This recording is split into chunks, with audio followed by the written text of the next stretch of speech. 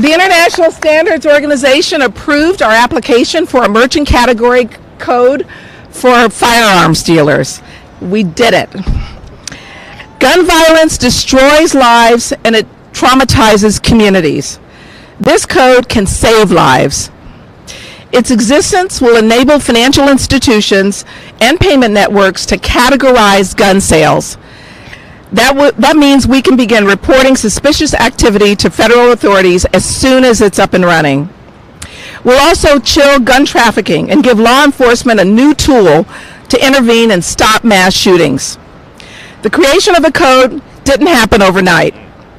It was years of work by a number of people, including gun violence advocates, many of whom are here today, and also the elected officials behind me. They answer the call of millions of Americans who want safety from gun violence. This broad coalition made it possible and also emphasizes for all of us that we can do this together. We can take responsibility for our communities and we can stop gun violence. Since we announced the victory last week, I've been asked a few times why we pursued this. Why are we going after the code? And what role do banks really have in violence prevention? To me, the answer is simple. As a bank, we are obligated to report illegal activity that goes on our rails. We do it today in a number of other areas. It's important that we do it here. We all looked at the tragedies, whether they were in Uvalde or Las Vegas or just on our streets every single day, and we wonder, how do we make it stop? We all say that. We all say it's enough. Let's stop it. The answer is that we have to work together to take care of each other. For the police in Philadelphia and New York who fight every day against the flood of illegal guns into your communities, this is for you. For teachers who are concerned about the safety of themselves and their students at work, this is for you. For nurses in hospitals who are tired of seeing people coming in with gunshots due to illegal activity, this is for you. For parents who worry about their kids, whether they're going to school or the playground, this is for you. For gun owners who want to feel safe because you own a gun for either protection or sport, this is also for you. But most of all, this is for all of the families, all of those among us who have lost someone to gun crime. It's really for you. Today's event is a chance for you, the media, to learn the impact this code can have if it's implemented, and it must be implemented fully. We can stop gun violence. Everyone just has to do their part. Again, thank you, Comptroller Launder, for your organizing this event and for your leadership all the way through. I'll hand it over to you now to deliver your remarks. Thank you. Let's hear it for Amalgamated Bank. We got a lot of thank yous to say for this extraordinary victory, but it really does begin with Amalgamated Bank, and we're so lucky to have both their CEO, Priscilla Sims Brown, and Lynn Fox, their board chair and president of Workers United. It's pretty rare that a banking institution that serves its customers, that's got a board, that's got a responsibility to make money for its shareholders, does so much to step up and do what's right for workers, for communities, in this case for safety. And we just want to say a big thank you to Amalgamated one more time for doing that. But it's, as you see, a very big coalition that won this great victory, and I really want to make sure we recognize.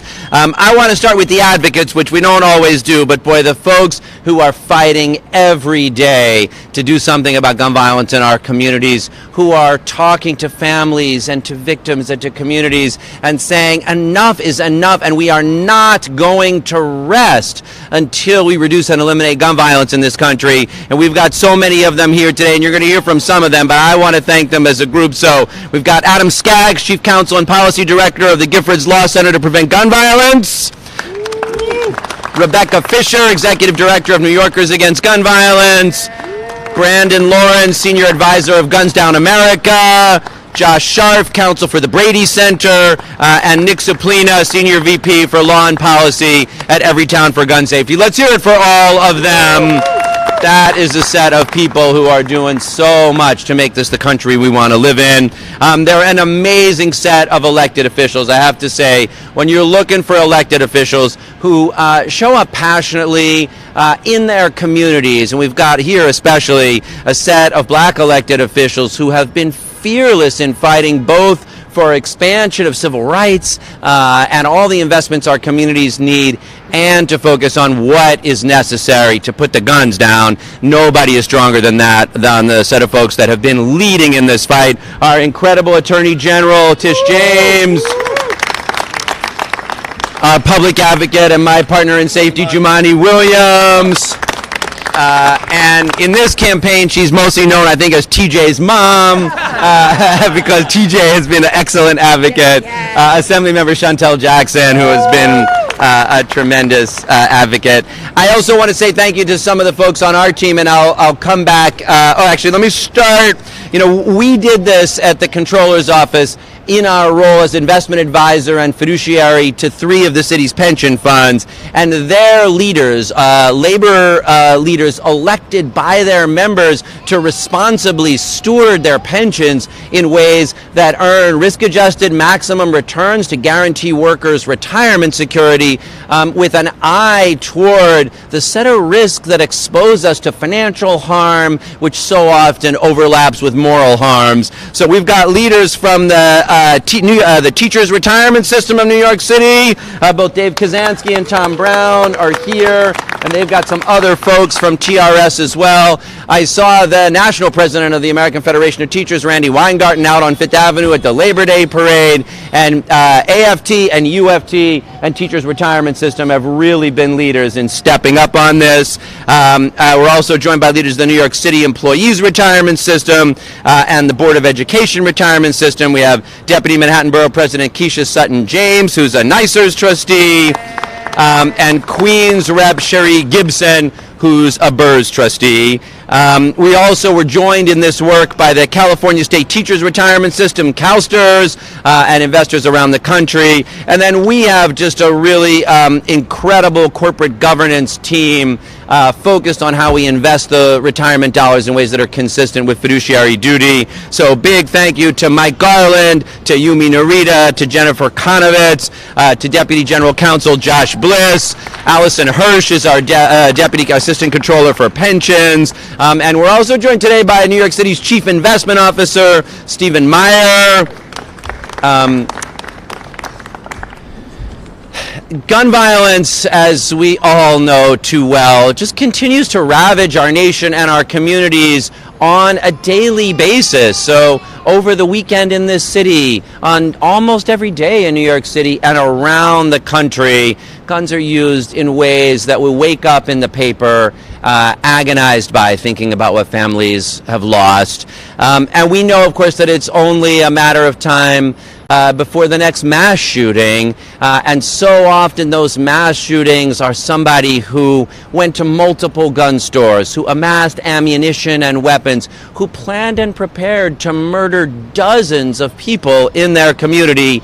And yet, all this time, even though there's been a merchant category code for bike shops and nail salons and barber shops, the International Standards Organization has not yet created, and the credit card companies have not yet begun to use, something as simple as a merchant category code for standalone gun shops that, just like in every other area of our economy, identifies purchases that come from particular kinds of stores and enable suspicious activity to be reported, so that when there's suspicious activity in money laundering, or when there's suspicious activity in gambling, or when there's suspicious activity in human trafficking, the financial information exists in a way that makes it possible for law enforcement to do their jobs. And it has taken far too long to make the same thing happen with standalone gun shops, but thanks to this extraordinary coalition, today that is finally happening.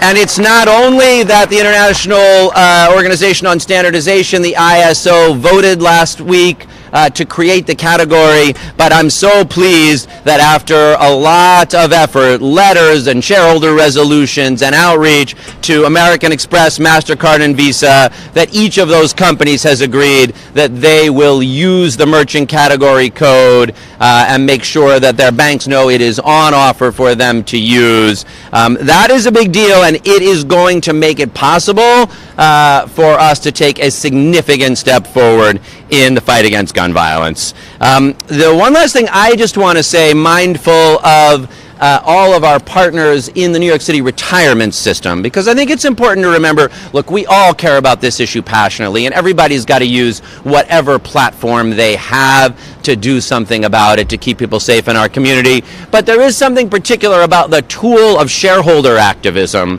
especially for public sector pension funds. So what you've got is teachers and that school secretary who might be one of the first people up in the front of the building, and a nurse in a public sector hospital who might be seeing that gunshot victim when they come into the hospital, and on, a set of public sector workers who go to work every day caring for, taking care of, educating, lifting up this city, who have been promised and who count on retirement security, and who look to us, to the trustees of the public pension system and those of us in the controller's office, to manage their retirement security in a way that guarantees it will be there for them, but who also know that the risks in our economy include paying attention, because we own millions of dollars of stock in these credit card companies, and they're exposed to financial risk if they don't do what they responsibly can to make sure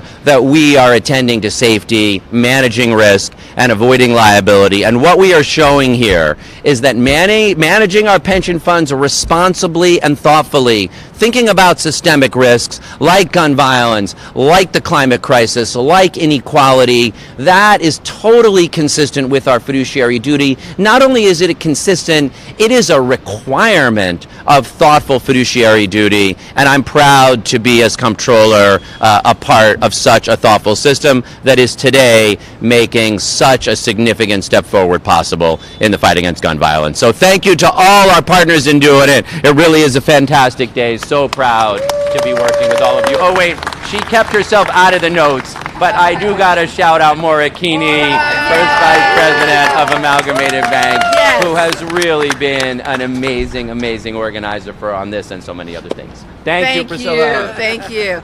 Well, since you shouted out Maura, I'm gonna embarrass a guy who's in the back over there who's shaking his head, but behind the scenes working very hard for 3 years on this every single day and thinking through every aspect of it is Hudson Munoz, and he's been fantastic for us.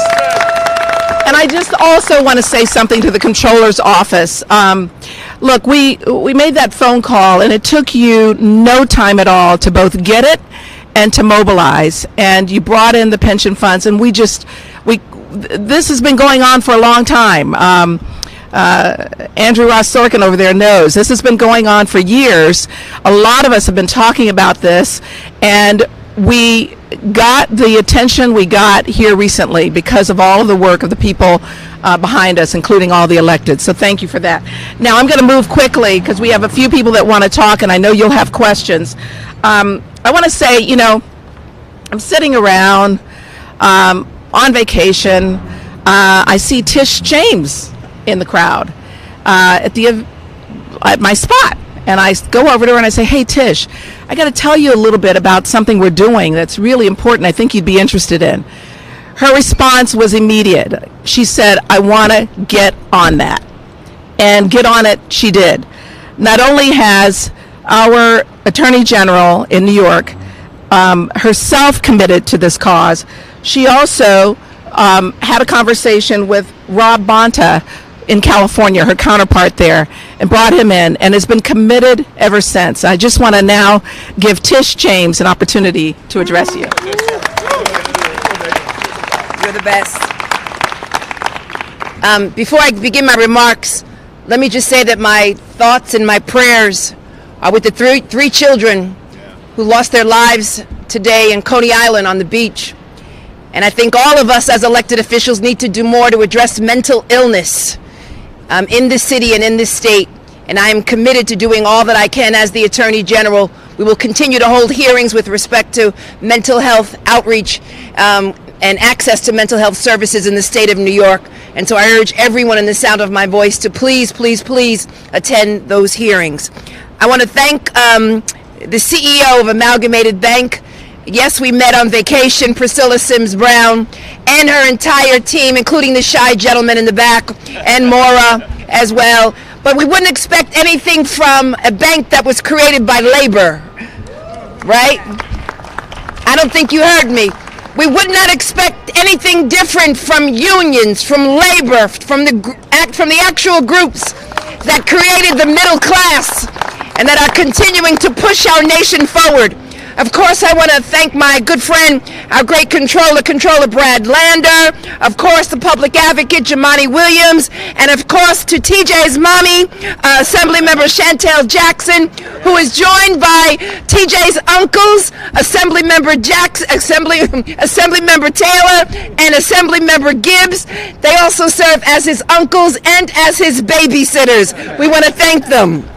And of course, all of the advocacy groups who are here, Everytown, Brady, Giffords, and Guns Down America. Listen, I've been in public life for a very long time. I can't count to you the number of funerals that I've attended. I can't tell you how many events that I've attended where blood was spattered across the streets of New York City and across New York State. I cannot tell you how many parents that I've held in my arms, and how many funerals that I've prayed over open caskets. I cannot tell you how many I've attended over the years. And I cannot tell you how many times I've stood and rallied to stop the violence. In fact, I came into office, as all of you know, as the result of the assassination of a city council member right here in City Hall, the late James Davis, who was assassinated right here, as a result of an individual with a gun. And so we've got to do more. We've got to use all the tools at our disposal and join with banks and others who are committed to addressing gun violence, at the same time recognizing the Second Amendment. And as the Attorney General, we have removed almost 3,500 guns off the streets of New York State. We've taken down gangs and arrested individuals who have engaged in gun trafficking. We've sued gun manufacturers, and I want to thank again Assemblymember Jackson and Assemblymember Taylor and Assemblymember Gibbs to give me the authority to go after gun manufacturers, and we've taken that authority. And we focused again on ATF and ensuring that ghost guns are regulated by the federal government, and we were successful in getting them to do just that. And today is another great day, another step forward in addressing gun violence and preventing senseless gun violence on the streets of New York and all across this nation. After years of advocacy, a credit card code will finally be created for gun purchases. And already the largest banks, Visa, MasterCard, and Amex, have announced that they will use the code. But that's not enough. Creating a label for credit card purchase might seem like a big deal, and it is. However, the potential value of this new measure cannot be overstated. Labeling gun and ammunition sales is a responsible, common sense way to help protect Americans and help protect children who look like TJ. And it will help us better address gun violence and avoid tragedies. But clearly more action is needed. We need these credit card companies and financial institutions to take the next step and commit to flagging suspicious gun purchases for law enforcement agencies, including the Office of the Attorney General and others all across this nation. And I want to thank my colleague in government from California, AG Rob Bonta, for joining me on this. And these banks already do it. These credit cards already do it. They flag fraud and money laundering. Whenever you make a purchase, whenever Jumaane knows, whenever I go shopping, when I go overboard, I get calls saying, did you make all of these purchases? Yeah, you can relate to that. And the answer is yes, and I thank them. But too often, mass shooters use their credit cards to purchase these tens of thousands of dollars of guns and ammunition to carry out their attacks. And often they're brand new cards. And often it's large single purchases. That behavior can easily be uncovered. And we can also thwart the senseless violence before it's too late. Because we saw it in Orlando, we saw it in Las Vegas, we saw it in Aurora, and we saw it in so many other cities. But the problem is that we saw it after the fact. We must do everything in our power to stop gun violence and to protect our communities. And that means taking common sense steps. Flagging unusual and suspicious activity on gun purchases could save lives and avoid tragedies. It was, again, suspicious activity that led the attorney generals to focus on opioid sales. And so we've got to do the same thing with respect to gun sales. Too many communities are paying the price of senseless gun violence. The new tool can help prevent mass shootings and reduce gun trafficking, but simply categorizing gun purchases is not enough. And we need the credit card companies to step up and join us in this effort to save lives, to stop senseless gun violence. They've got the power. So I urge them to do all that they can do to flag suspicious activity on gun-related purchases, because lives are on the line, and we must do all that we can do to protect the community. I urge all of us to continue to keep the pressure on, and I urge the credit card companies and the financial banks to join us in this effort. And I thank all of my colleagues in government and all the advocacy groups for standing up and saving lives.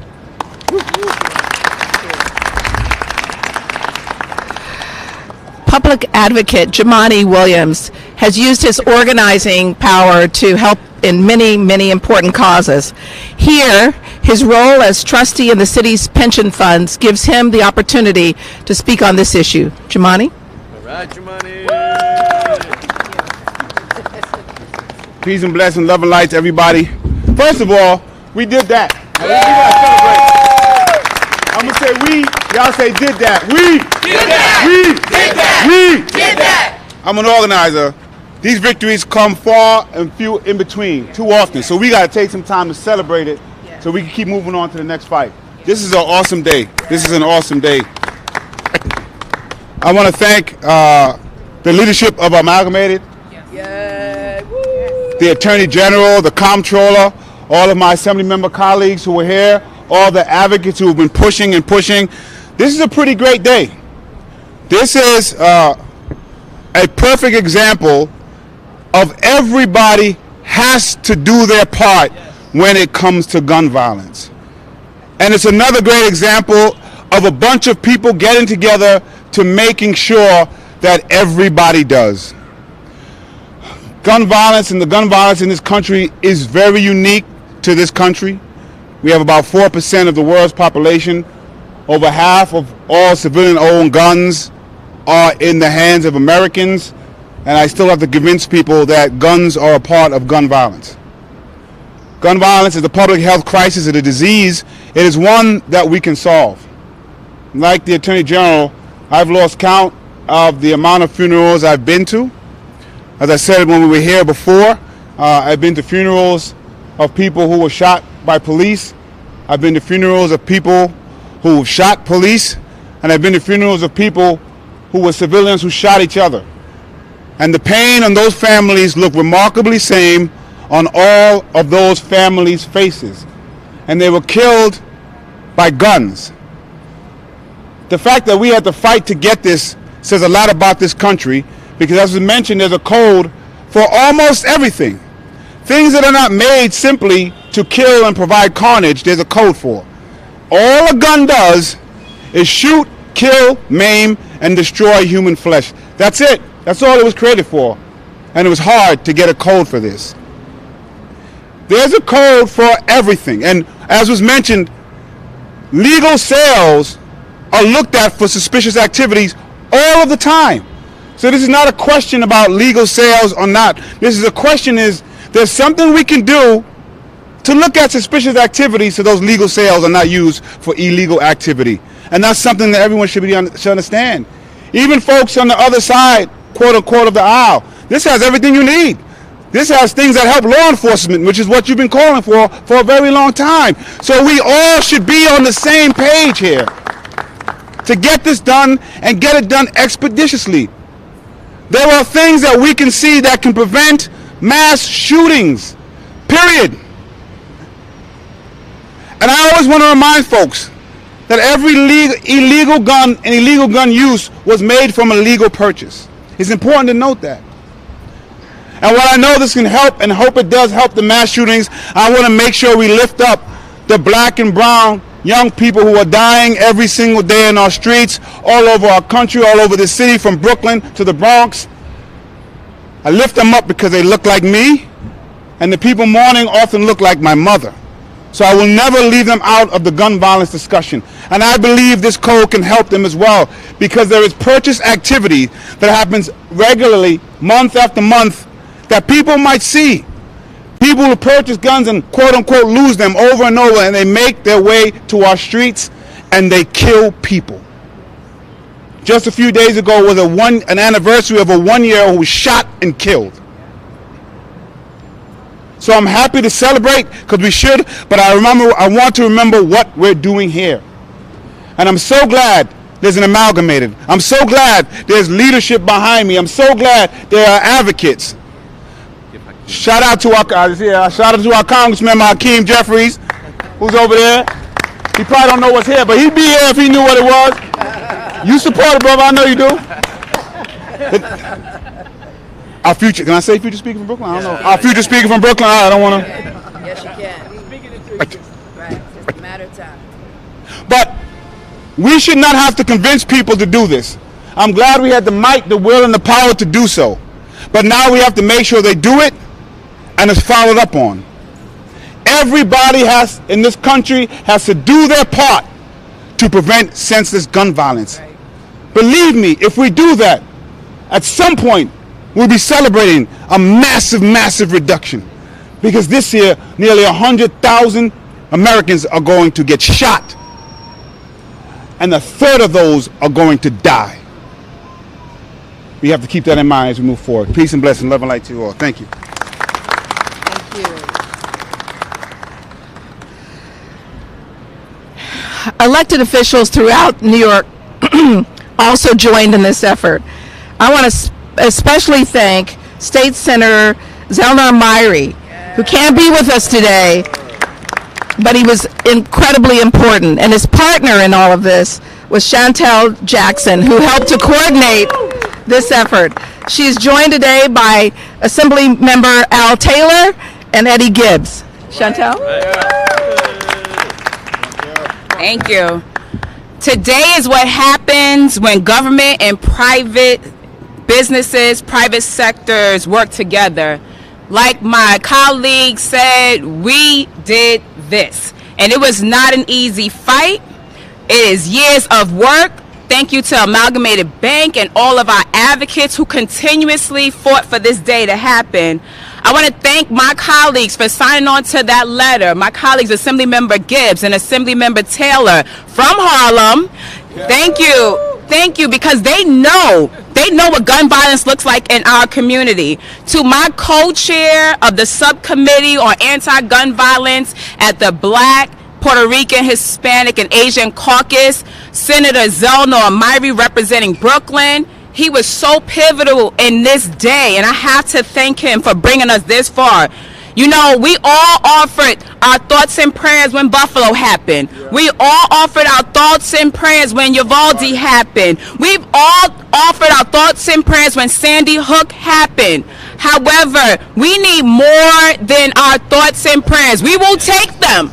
We will take them, because God said faith without works is dead. But we are here to do the work, and I want to say thank you for all of us for working together and making sure this day happens. Thank you.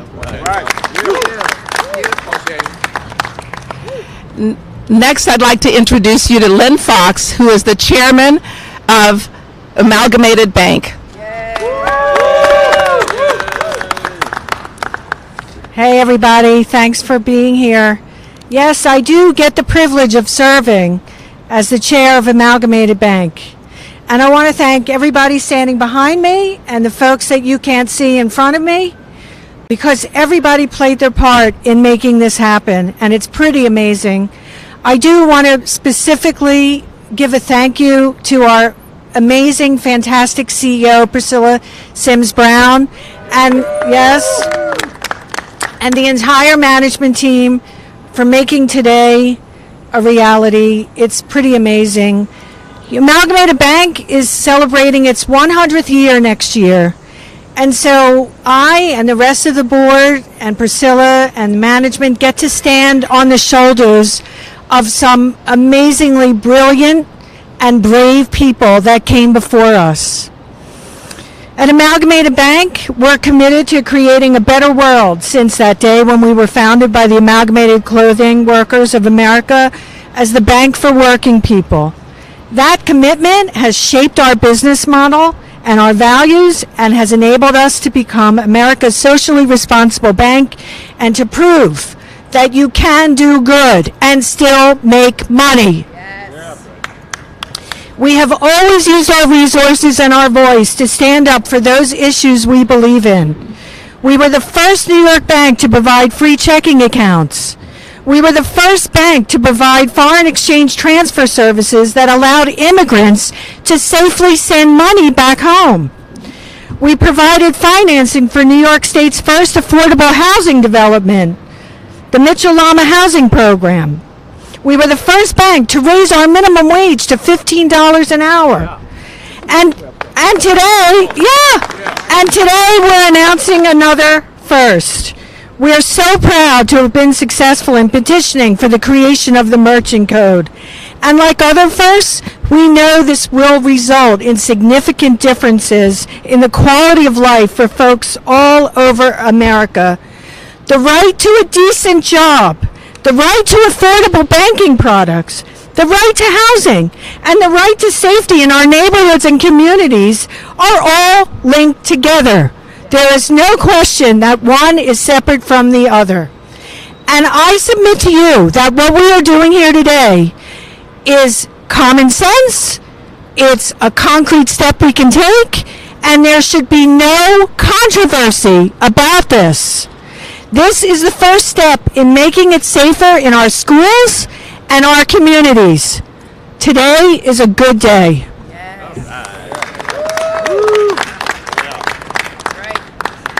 Thank you, Lynn. So this effort brought together a broad coalition of people across all forms of work, public and private. None of them more important than the people who advocate every day to eliminate gun violence. So representing the coalition and my friend Gabby Giffords, who took her personal tragedy and turned it into hard work, is Adam Skadz, who is the Chief Counsel and Policy Director for Giffords.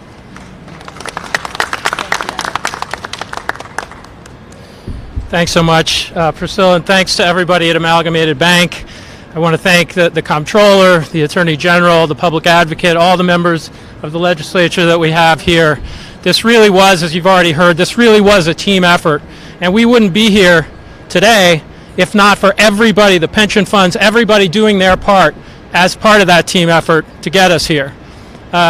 It's been the work of many years, and I'm going to try and keep my remarks as brief as possible because it's starting to feel like years here in the hot sun. So I'm going to try and keep this as brief as I can. Look, it's an all-hands-on-deck effort to get here, and it's going to be an all-hands-on-deck effort to get us to where we need to go, to where this code is being used to actually detect suspicious activity and save lives. Doing so is going to require that these codes are comprehensively used, that all members of the financial industry are doing their part, so that just as we track suspicious activity around terrorism and human trafficking and money laundering, we can detect suspicious activity around potential mass shootings, around illegal gun trafficking. That's going to require comprehensive implementation, and that's where our focus is going to be now. We need the use of these codes to be comprehensive, we need it to be uniform, and we need it to be routine in the industry. This isn't anything different than all other industries, all other retail sectors do on a day-to-day basis. Every time you go to the grocery store and use a credit card, anytime you go to get a haircut, go shopping, it's just the same thing. But we also know we're going to have pushback. We're already getting pushback on this. Already there's misinformation, there's scare tactics about what this is and isn't. And I want to be clear, that's not principled objections to what we're doing here. It's just fear-mongering, and it's a last-ditch, desperate kind of Hail Mary pass to allow the gun industry to avoid the same routine treatment that applies to every other industry. So we got to be united. We got to be strong to make sure that that misinformation, that fear-mongering, does not knock us off course of being able to save lives. I want to say two last things. The first, we're hearing about the Second Amendment and people have a constitutional right. Well, of course, the Second Amendment is part of the Constitution, and you have a constitutional right if you want to purchase firearms and ammunition. But we have other rights. The First Amendment gives us a right to religious activity, to purchase books and freedom of the press. All of those pieces have their own codes. This isn't something unique to guns. We're just treating gun sellers the same as every other retailer in the country. And nobody complains that their First Amendment rights have been violated because when they go to buy a magazine or a book, it's recorded as a sale at a bookstore. Well, it's the same thing here. This isn't about stopping people from making legal gun purchases or legally buying ammunition. This is about flagging suspicious activity and giving tools to law enforcement so that they can prevent the next tragedy. The last thing I just want to say is you hear, well, they're going to create a gun registry. This is about a slippery slope. Nothing could be further from the truth. First of all, it's illegal to create a gun registry, so it wouldn't be legal to do it, but it's also impossible. This doesn't even give anybody the information about what was purchased. All this is going to do is say that a purchase was made on a credit card at a gun retailer of such and such an amount. There's not going to be information about whether they purchased a particular gun, a variety of particular guns, or maybe it was ammo. It's not going to break that down. This is simply flagging the amount of money, just like when you go to the grocery store. Visa doesn't know whether you bought a dozen eggs and a gallon of milk. They just know you made a purchase at a grocery store. It's going to be the same thing here for a purchase at a gun store. There's nothing uniquely singling out the industry. This is just about routine business, the way millions and millions of transactions are made every single day, every week in this country. And thankfully, now that we have the code to do that with guns and ammunition sales as well, we have a tool that can save lives. So again, thank you to everybody who's here, and thanks to all of you for coming. Well, every fight has to start somewhere. And in this case, the fight started with Guns Down America. This is the group that came to us several years ago, and together the idea came about to address merchant codes. So I'd like to introduce next Brandon Lorenz, who's a senior advisor for Gun Down America. My name is Brandon Lorenz. I'm a senior advisor for Guns Down America. I will be fairly brief because I think you've heard from a lot of us today. Guns Down was founded in 2016, and we're dedicated to building a future with fewer guns. We wouldn't be here today without our partners at Giffords and Amalgamated Bank, so I just want to say thank you, thank you, thank you. This campaign was years in the works, and along the way we heard a lot of industry jargon from credit card companies about how complicated this was, how it couldn't be done, how it shouldn't be done. We thought about the people. Guns Down was founded after the Pulse massacre in Orlando. And we did that because we said enough is enough. Along the way, we met survivors from Pulse, and one of those was Brandon Wolf. We came to work with him very closely. He's a survivor who lost two of his best friends in that event. At every level, any system that allows a massacre like that to happen makes no sense. The New York Times' Andrew Ross Sorkin has reported in detail how the Pulse shooter bought more than $26,000 of guns and ammunition using credit cards just days before the shooting. It was later discovered that he was not only making those purchases with a credit card, he was actually searching online about the rules around credit cards and gun purchases. What made us so angry and what made us take action is that he didn't need to worry. Gun retailers were treated differently until last Friday. Credit card companies have rules to stop fraud, they have rules to stop human trafficking, and we ask that they put those same rules in place for guns, making it easier to stop illegal gun-related activity. This was not singling out the gun industry, it was equal treatment. Merchant category codes are used by credit card companies, and they exist for every kind of retailer. supermarkets down to the smallest shoe shine shops. There are hundreds of different codes, and now there's one for gun retailers. Over the weekend, one by one, the credit card companies said they would start implementing this merchant category code, and that's good news. I think back to all the survivors we've worked with over the years, Brandon Wolf and so many others, because we know that Pulse was far from the only mass shooting that involved a credit card purchase. To Visa, to MasterCard, and to American Express, our message is simple. You've said the right thing. Now you must do the right thing, and you must implement the merchant category code to track suspicious activity. We'll be watching. Thank you. It's a little warm up here. All right. Look, I know it's been a bit long and warm, but we just have two more quick people to hear from who I think have been so important in this effort that you need to hear from them. The first is Josh Scharf. And Josh is counsel to the Brady Center for Gun Violence, who's been a partner and an advocate on this issue for a very long time. Josh? Thank you. Every day in this country, more than 100 people die by gun violence. Hundreds more are wounded, more than hundreds are wounded, and thousands are impacted. To prevent gun violence in this country, to end this public health epidemic, we need to all work together towards comprehensive solutions. That's why a guiding principle of Brady is to take action, not sides, with the understanding that action looks a little different for everyone involved. Everyone has a role to play, and that is certainly true for financial institutions. And now, because of this new code, they have a real tangible tool that they can use to save lives. We've heard from others today about how this new code could have gone a long way in preventing mass shootings. But it's not just about mass shootings. The guns that are devastating our communities here in New York, in Oakland, in LA, in Chicago, in Milwaukee, in cities across this country, they do not just grow on trees. They're often trafficked into these communities, originating at gun sellers that sit outside of those city limits. Now, the financial institutions have a tool to be able to flag indicators, known indicators of trafficking, like straw purchasers or bulk gun sales. I want to thank all of the folks at Amalgamated Bank for their leadership on this issue, all of our partners in the gun violence prevention movement that have brought light to this code, all of our partners here today and those that couldn't make it for their efforts to make this a reality. Brady stands ready with all of our partners to swiftly implement with the financial institutions this new code and together to save lives. Thank you. Thank you. And last but certainly not least, I'd like to introduce Nick Suplina, the Senior VP for Law and Policy with Everytown for Gun Safety.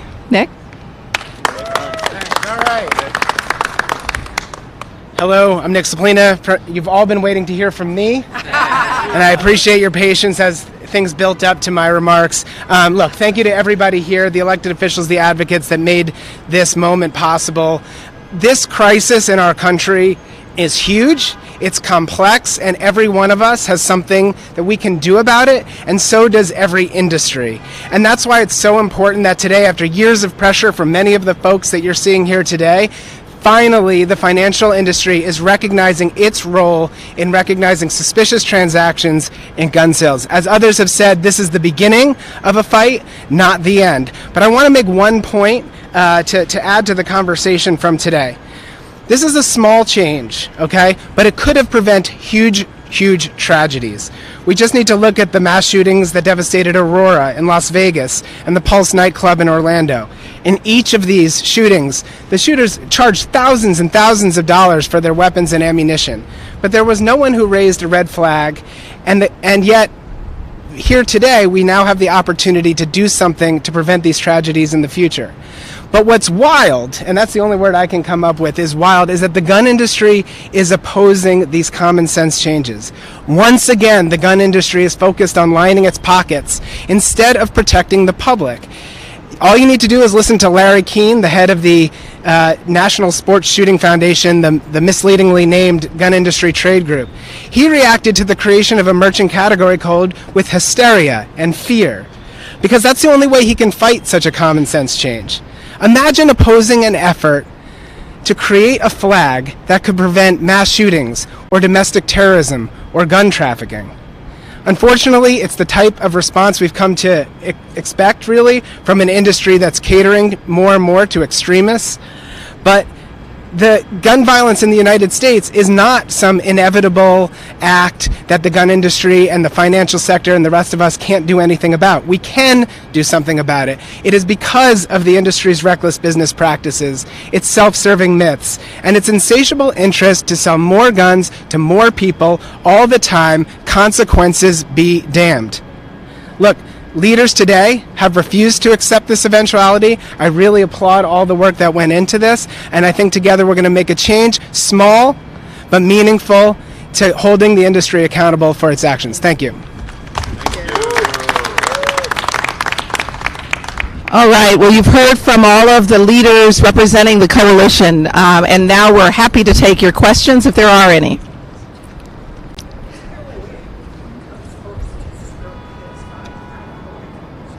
I'm sorry, say that again. The question is there a way for gun stores to skirt this by miscoding or not coding? And the good news on that is that it's not the gun stores who set the codes. The codes are set by, first of all, the International Standards Organization, and then secondly by merchant banks, who then have to activate this. So we have a responsibility as a financial institution to know our customer, and that we take that rule very seriously. We are audited. We're expected by regulators to do that, and we will have to accurately, knowing our customer, we will have to accurately code a customer that is a gun retailer. Other questions? Okay, well, hearing none, I will just say thank you to all of you. Telling the story and getting it out is important. We did it!